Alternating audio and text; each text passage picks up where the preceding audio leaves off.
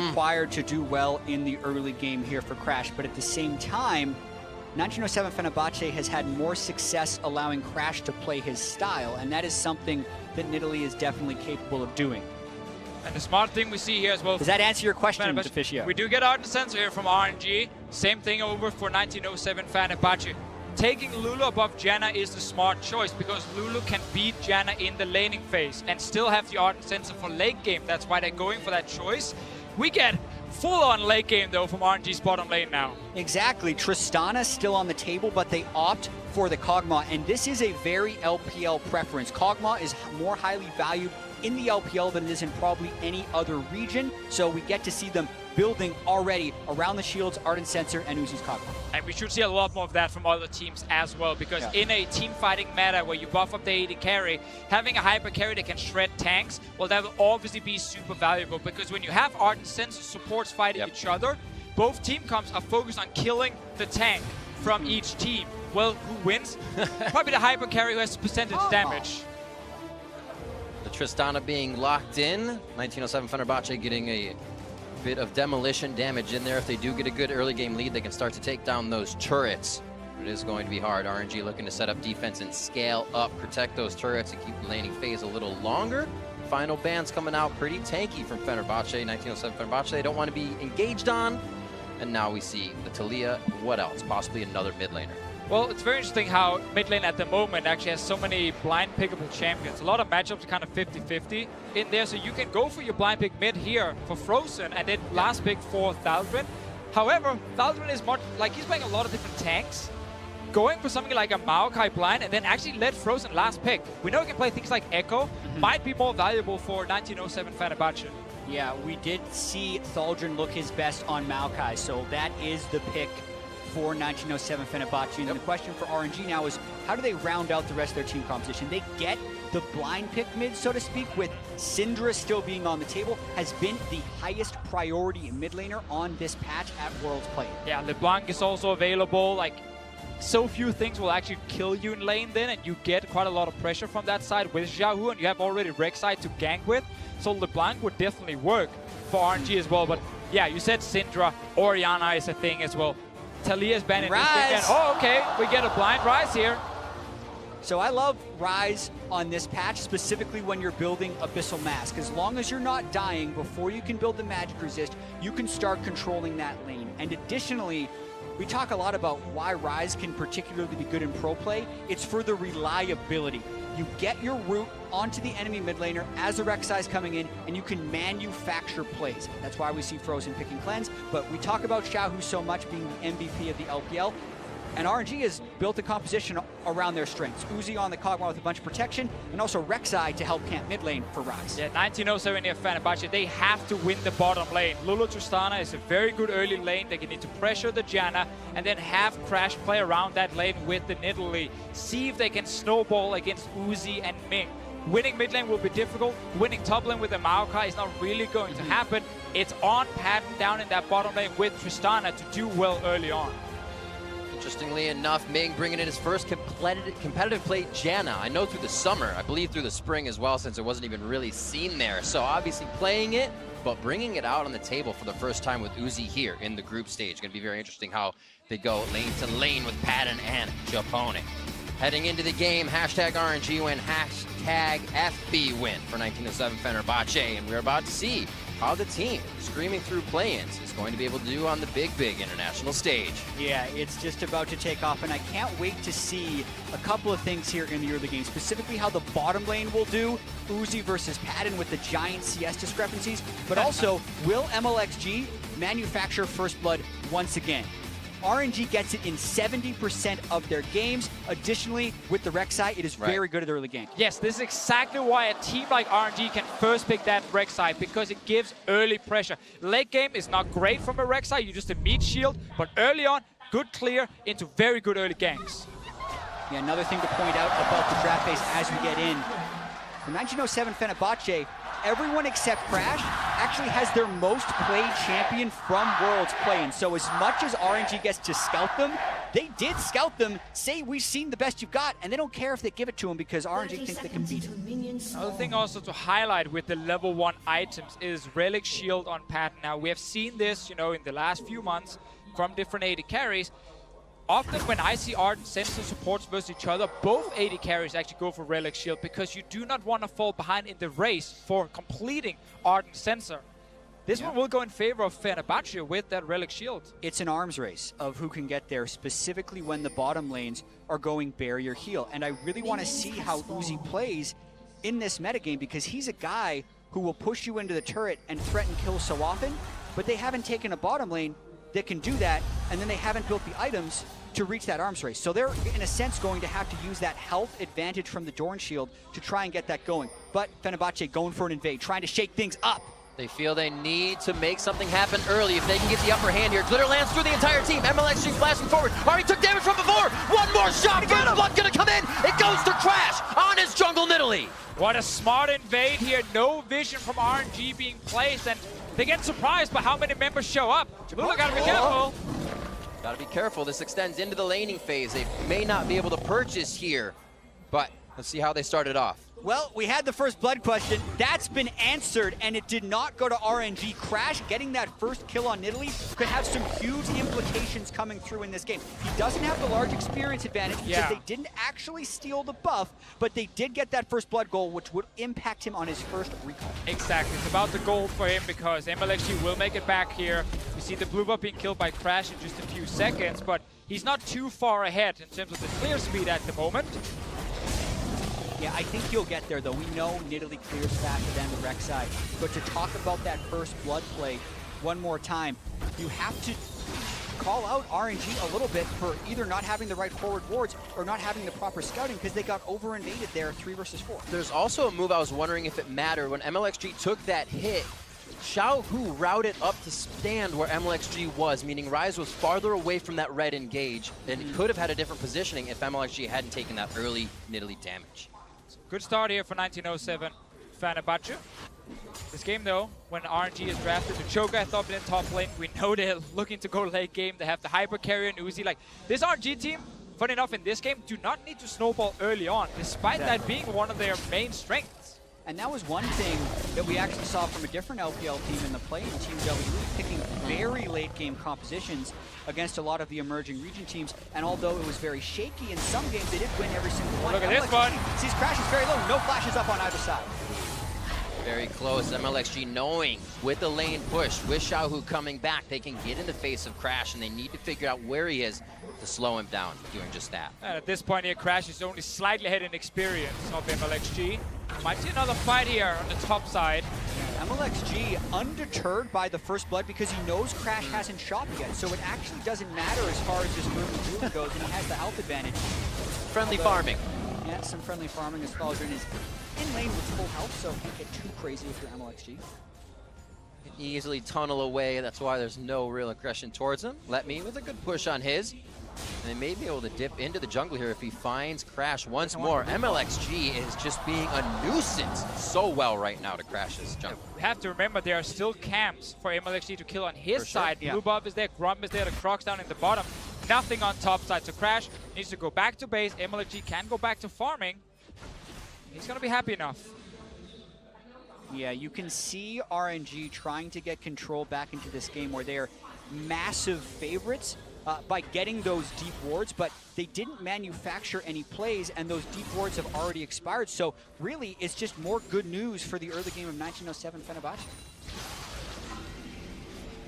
Aggression from Uzi. Seems like they wanted to get some damage on. They definitely have the health advantage. They could go for a head-to-head a little bit. Crash is heading down towards the bot side to finally uneven the CS in this lane. We'll see if he can do it. This is a really smart gank by Crash.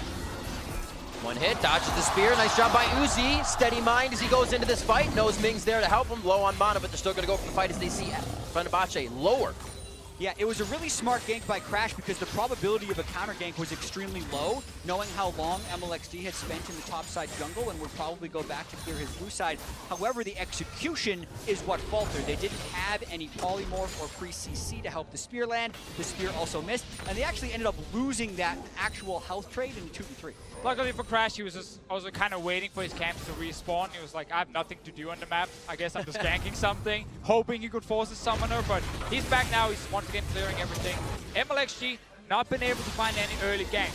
As we said, before the game started, this is the kind of jungler who can go for level 2 ganks, then level 3, then level 4, skip camps to just get his lanes ahead. In this game here, because they have so much scaling on their side, he does not feel forced to do it, and he's actually just right now playing a very standard jungle game and not looking to be over-aggressive. Nice denial there to Xiaohu. His ward goes to waste for the moment, but it could be coming right back at Crash, as they have seen he's placed one there and is on the bottom side of the map. MLXG hunting down the bottom side of his Raptors before he heads back towards that top. We still haven't seen Thaldrin and Let Me in really any action, as that's probably what's going to happen for a while. These guys just farming it out until we get the teleports in. Yeah, that's the classic let me game. Is I'm sitting top lane and farming, and you guys are playing on the other side. Farm. Yeah, just let me farm. MLXG is around mid. There's cleanse for Frozen, and he's very close to his tower, but obviously just getting a summon spell is a small win that could later on give a big advantage. Yeah, all RNG need to do actually is get the summoner spell out if they then want to go for kill, but he's got to be a little careful. Doesn't have magic resist yet. Oh, he actually gets pulled into the fight. Flashes on both sides to get themselves to safety. Sorry, just the heal from Xiaohu. Yeah, and no cleanse out of Frozen, so he still has that as the next level of gank avoidance. Also have to note with Let Me trying to play this farm to 6 game, Mercury Treads makes it harder to combo a Nidalee gank with the Maokai. So still looking to play that lane very conservatively and discredit the gank a little bit. Simply because if Maokai obviously snares the Cho'Gath and you fire a long-range spear, well then Tenacity will kick in, you get out of it fast, and you can dodge the spear. And it's a fairly classic combo from the last time we saw Nidalee far in meta, is the Maokai and Nidalee would be a carry lane, so to speak, for the Nidalee. The Maokai literally just set up the Nid to get a whole bunch of kills, and I think that's what Fenerbahce would like to do, but the Mercury Treads make that much more difficult.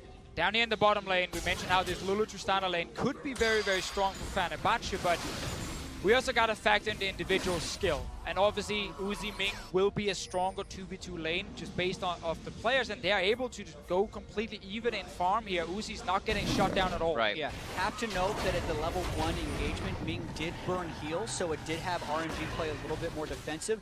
But as far as expectations, pre-game to what's happening now, this bottom lane is performing way above the expectations. Looking at the CSDs in the group stage as they go for another game.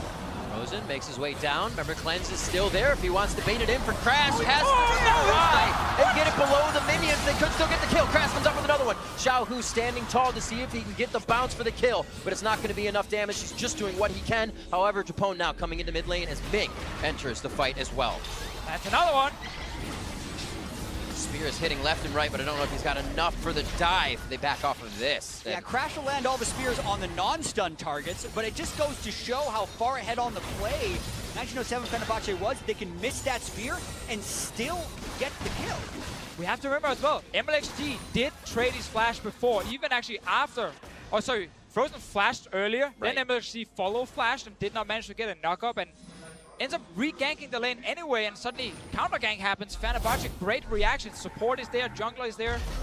This is a play we've seen before, a good dodge from Frozen, and already now, MLXG, he's in a bad spot. I mean, he unburrowed early without getting the knockup. That was mistake 1, and then the flash forward to try and execute. He does get that knockup after the spear misses, but the damage had already been done. This was a lost 2v2 from the get-go when the counter-gank arrived after the knockup didn't land from MLXG.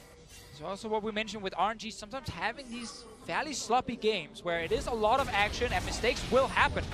It is something Fenerbahce are taking advantage of. Yeah, and we heard Reckless say it in the piece right before the show that Worlds isn't about what your regular season was. It's about how you perform at Worlds, and that's a mantra that Fenerbahce has and needs to have here, because yes, we can look at this group and say it's a race between Samsung, RNG, and G2, but if you come to play, it can be a group about you as well. So Fenerbahce have started with a great early, a long ways to go, but this is how they want to start.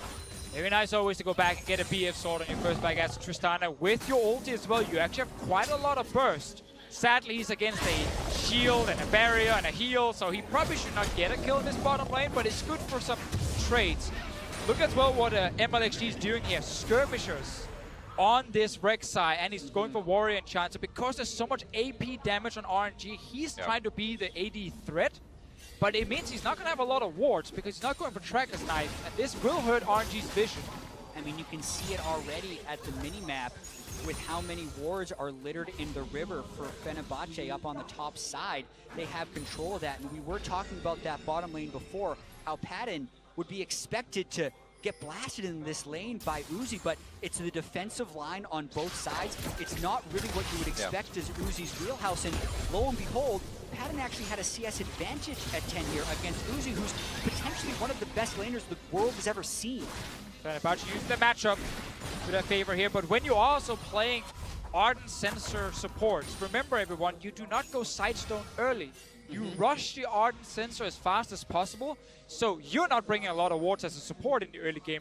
Your jungler is building skirmishers in this game as well. Like, you only have your Trinket wards and control wards. And Deficio, how is RNG going to make any plays without any wards? They didn't go Tracker's Knife on the jungler, and they're rushing Ardent Sensor on the support. The support one is expected, the challenging spike not so much, so it is extremely difficult for RNG to make a play happen because they're running in blind. Also, I always like to take a look at what item of the Ardent Sensor comes first. Actually, focused quite quickly after for Ming was that idol, but he did get the Aether Wisp first. A little bit of movement speed.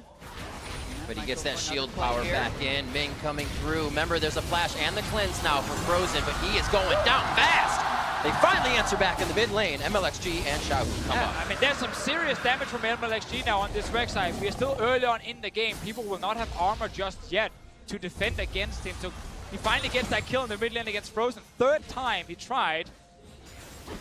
Yeah, from the looks of it, RNG really want to get Xiaohu going, and now that they have Cleanse down, they're going to continue to try and play through this mid lane. Crash trying to defend the turret. There's the flash. A little too close for comfort. MLXG over the wall, and it's Xiaohu going to be storm surging through with the damage. A kill onto Crash. He has 2 kills, but now goes down. Fight onto Uzi. Beautiful shield and heal from Ming. And MLXG's on the way to the bottom lane. He can tunnel over the wall here. He's going to have a long way to fight, though. All summoners up. Just saying hello. Man, could not follow through on that one, but Uzi very healthy after all of that fighting has occurred because the ultimate from Ming healed them up high. This mid lane, though, Fenerbahce is trying to regain control. Oh, unleashed. Not enough power. Can he get forward? He cannot. Xiaohu makes that alive and knows that ult is now down in the mid lane for a summonerless Frozen and Syndra. Flash. Yes. Yeah, that's the key thing now. No flash from Frozen against MLXG's Rek'Sai. We already saw what happened before here when he went for this gank and Frozen actually had flash available. That wasn't enough because there's so much damage he couldn't even get to use it. Yeah, See the mid lane? Still no flash on Crash, so Xiaohu with the flash lockdown on the Rune Prison. That's the reliability of Rise that Fenerbahce need to find a way to defend against, and they have been doing such a good job of it for the first 11.5 minutes before that happened, but they have to hope that it isn't rolling now for RNG. And we've just seen a clear game plan from MLXG side, like farm early on and then look towards mid lane where you have a Rise with his instant CC against the Syndra. That's the lane you're camping. Don't go down to Uzi just yet. Let him just farm. Same for Cho'Gath in top lane. Play around Xiaohu in that mid lane. It's been working now after a shaky start, but he's now been getting some kills. Start to focus. You know, as we said, that ultimate down for Frozen with his summoners. It's a little bit easier for Rise to stay in a fight as such. Take that damage a little bit healthier for the worse for the wear. Crash just behind Frozen in his back pocket, and it looks like MLXG is going to be coming out of base for now. So Xiaohu stands slow in mid. Not going to be doing too much aggression. All the CS on the map is very even. It's been these little hits by MLXG and Crash that are turning the tides of the fight, and it's really going to be up to them to keep doing more. And you see down here in the bottom lane how Patton is able to outtrade Uzi. 1907 Fenerbahce needs to play around this lane here now. They have Ardent Sensor, they have a BF sword on the Tristana. They need to kill this bot lane tower to start really snowballing the game. And they barely touched it. And we have talked about how Patton was above expectations for the CS beforehand. They're trying to break it right now. They're sending Cinder down. He's going before Rise. They're going to try and go for it right now. MLXG is here, though. They see a third. Opening up the map could be the best for them. There's also ward behind him in the little brush here near the wall. Let Me is sitting with TP ready in case he needs to join. The push-up is big, though. Thaldrun can easily stop that with the twisted advance as they are toe-to-toe, and it looks like this one fizzles out with just too much rotation from everybody on the map. Pressure's gone there once again, and we talked so much about the Ardent Sensor race and how the Relic Shield could help Fenerbahce win it, or even how the assist early would have made them win that, but I kept checking the gold, and Ming was right there with him. It's because he's gone for gold generating seals and gold quintessences on the Janna. So such a small amount of laning power on that. It ended up actually giving Ming more gold than Japone got thanks to Padden's Relic Shield. So in a sense, RNG did end up tying, or they would have won that Ardent Sensor race thanks to the rune choice on Janna. But that comes at a cost of not being able to get a big CS lead or play too aggressive in lane. Little time warp forward. And the warp doesn't work that time. Looks like Ming's gonna hang out, get some ward clear, but they know he's down there. A nice ward placed over the wall gives Crash an idea of what's going on. They can kind of walk this one in slowly and do a bit of damage to Ming. Push into Frozen though, so he cannot help here. Well, the next play is still the same here for 1907 Fenerbahce. It is try and get that bot lane tower down. They got a bit of damage before. Ideally, you can push out your mid lane first so the Syndra can roam before the Rise, and you can actually go down with 4 members to really hit that tower.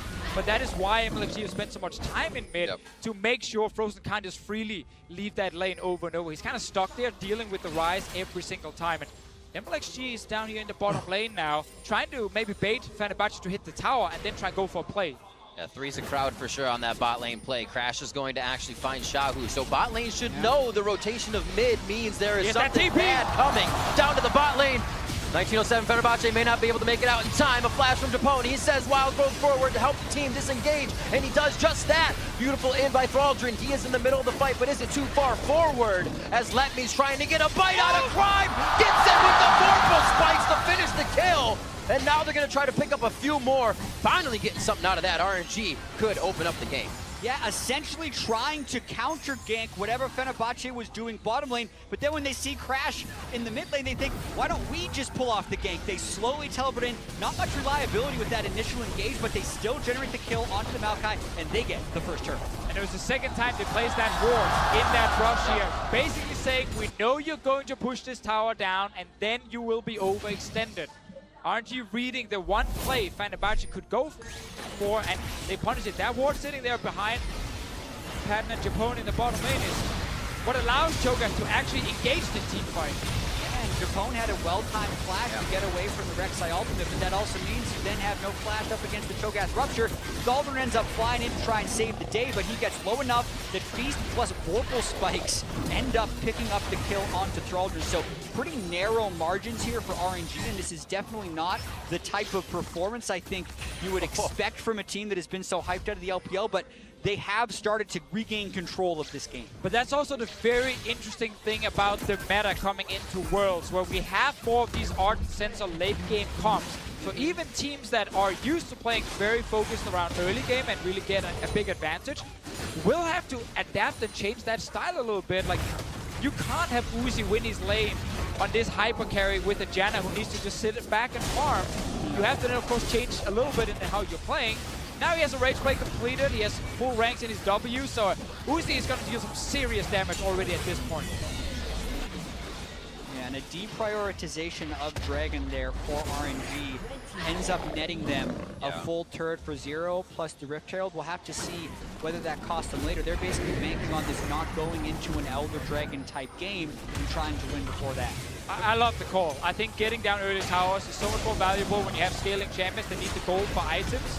It's a Cloud Drake as well you're giving away, won't affect the scaling on Fenerbahce's side, so this was definitely a win for RNG. They just need to get down this mid lane tower now, so Frozen on this Syndra never feels safe in lane because MLXG can always gank him. Yeah, and that kind of going in blind early game that RNG suffered through with the challenging Smite and the Ardent Sensor Rush is over now. Look at the number of control wards they're purchasing. 3 in the inventory of Xiaohu, as well as a completely upgraded Ancient Coin so Ming can carry 4 wards. They're starting to get some of that vision back, plus they now have the gold lead and a tower advantage. It warms my cold heart to see RNG invest in control wars, because there's quite some games where the Doran's Blade and the Cole and you know, these kind of items are sitting above the control wards in priority. As a for these guys. play-by-play, sometimes you sigh because it means less fighting. They know where the team is. But for RNG, Maybe maybe more. more. Exactly. Exactly. So that's what we're hoping for. As they continue now, looking for mid lane, it is taken down quite low. Shahu's going to take the top side now. They've been moving Uzi around since the Rage Blade is finished. Now he's got the Hurricane,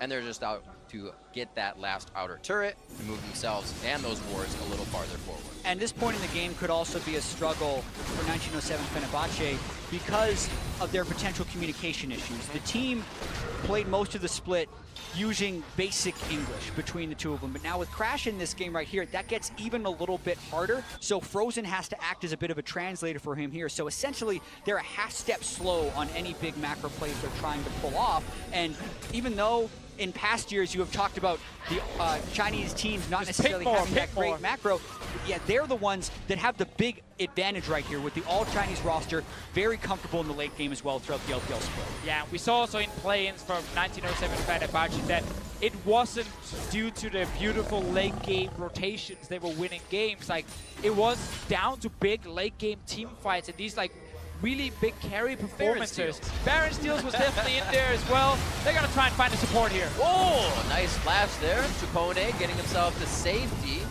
And it looks like the Wild Growth will also keep him a bit healthy, long enough to stay and give a few more whimsies and shields to the team. They're going to try to protect mid, but this becomes much scarier, knowing that ult is down, knowing his summoners are down. Exactly, he's led me as well with the right flurry.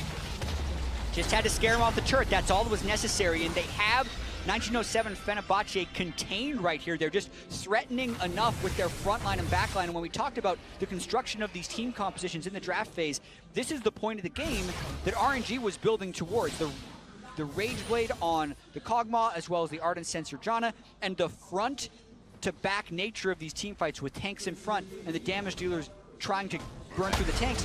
RNG's team composition does that better, which is why 1907 Fenerbahce is ceding so much ground. Exactly, like, we do not have really tanky junglers in this game like we normally would see with these kind of drafts because there's an Italy on one side and then this full 80 Rex on the other one. But the Cho'Gath versus the Maokai, they're both very tanky here. But the extra % damage for Uzi, the Rage Blade is going to stack up so quickly with the Hurricane and everything, and the shield is getting the Ardent Sensor. Like, it just makes him such a massive carry.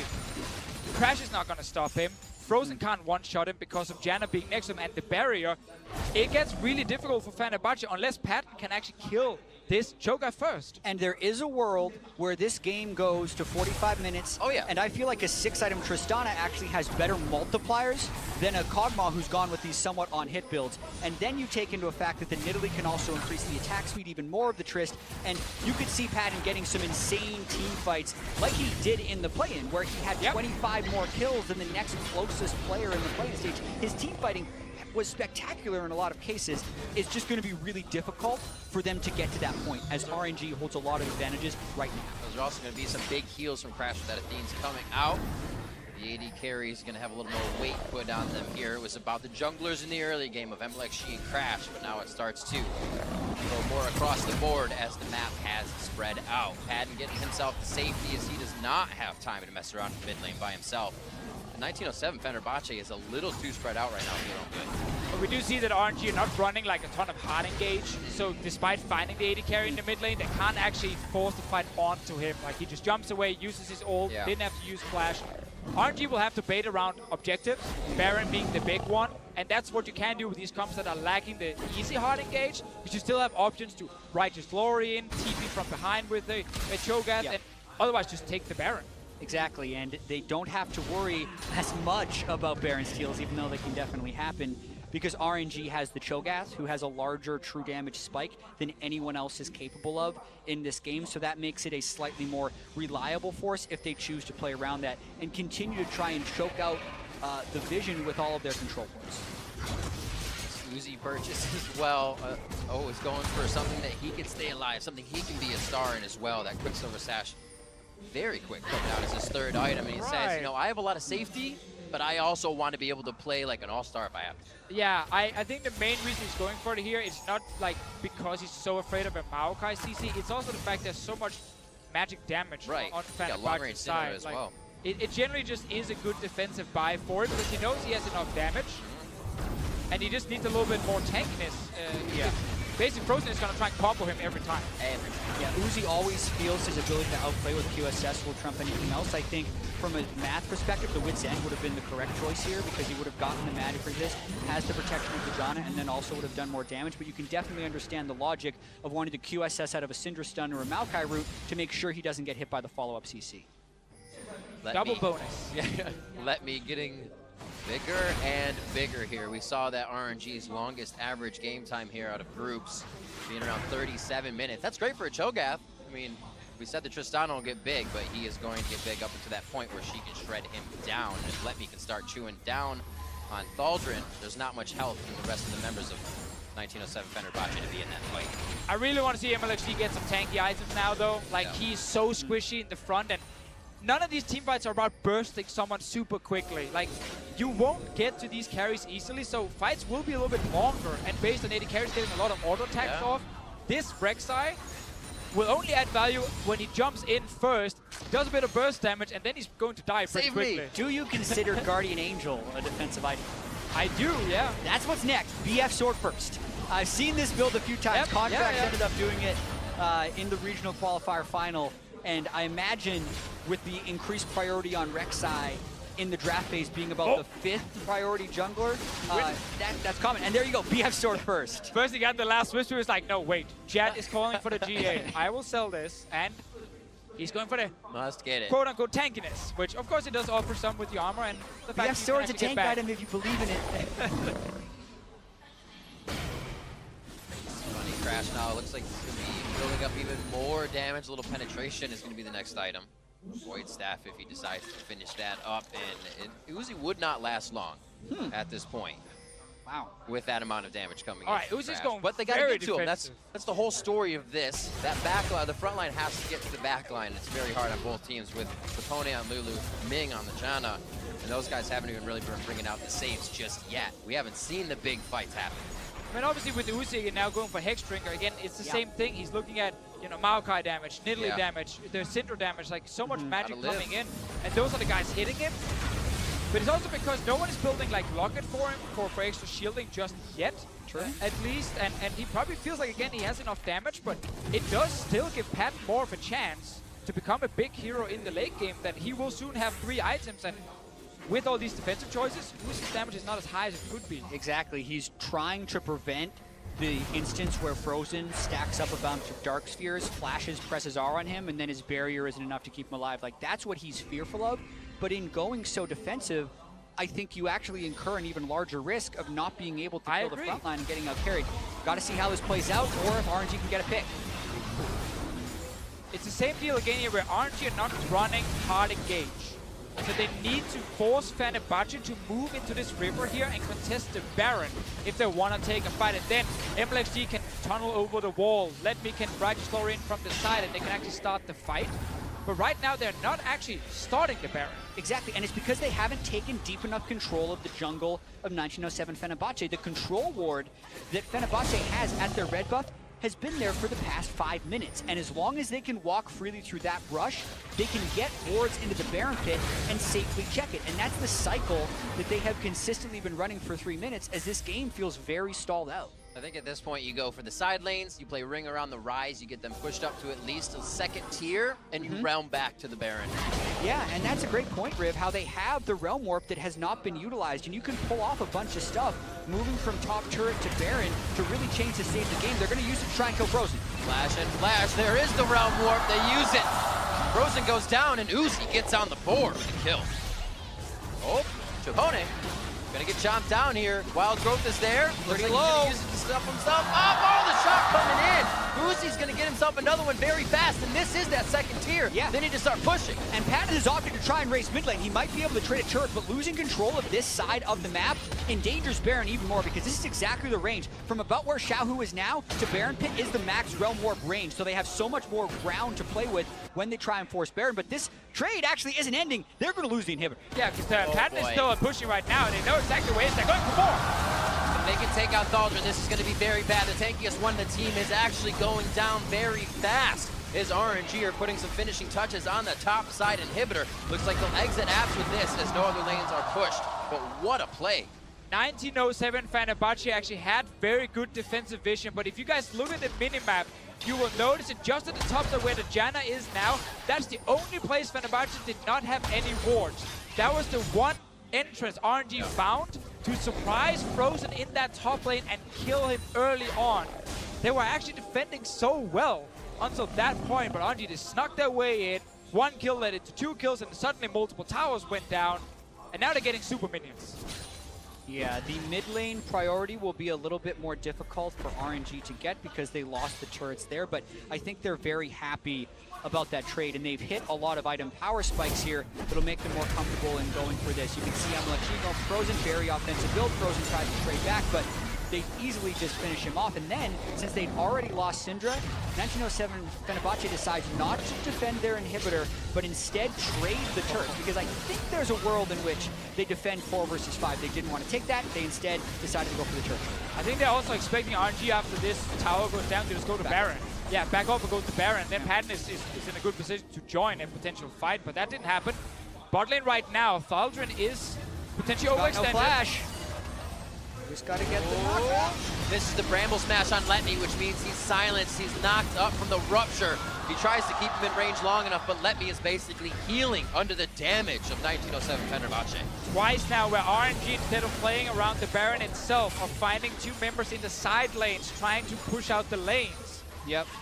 It's almost a fake out where 1907 Bache is saying, we have to get the lanes pushing so they can't go to the objectives, but when RNG could just take the objectives, they're going for the kills instead and going for turrets. And you call for those Rise ultis. We just saw 2 of them, 1 top lane, now 1 bot lane, bring in more members. They're getting more! That's big. Let me just tanking Crash Low. Wild Growth is on. That means Patton doesn't have the save, but he's still trying to step forward. Always seeing Patton trying to make the move, but they may be too far behind now. The second tier going down, finds himself back to the back line, but still, they can't find the damage necessary to slow down RNG. Yeah, clutch rocket jump there by Patton to time it with the knockup of Rek'Sai and not have that turn into a disaster with 2 lost inhibitors, but they still lost Crash, they've lost the turret, and now RNG, knowing the enemy jungler is down and their Cho'Gath's feast is up, are going straight for Baron. Frozen is alive. He's done this before. The Syndra combo will deal more damage than a smite. But as you said, Jet, not more than feast and smite combined. There it is. Wow, that went down very fast. A very quick back from the Baron empowered RNG. And it looks like they'll be back to play very fast. A mid lane and bot lane turret now with objective-free map. Means they can go wherever they want. Yeah, just giving over the Drakes entirely. They do not care about the Cloud Drake since they are catching people with Realm Warp anyway. And with Void Staff being completed by Xiaohu, I think the game does take another turn. They can kill Thaldrin so fast. Look at how, I mean, he doesn't actually go down that quickly here between the Kog'Maw and the Rise damage, but they still burst him fairly quickly. With the Void Staff, the Rise will be able to shred through him much more easily. Doesn't end there. You see 1907 Fenerbahce almost kind of pulled into that false sense of security as the minion wave takes a little too long, and then they find their fight. Yeah, generally not a good call to try and defend that outer turret 4 versus 5 this late into the game, and they get punished for it.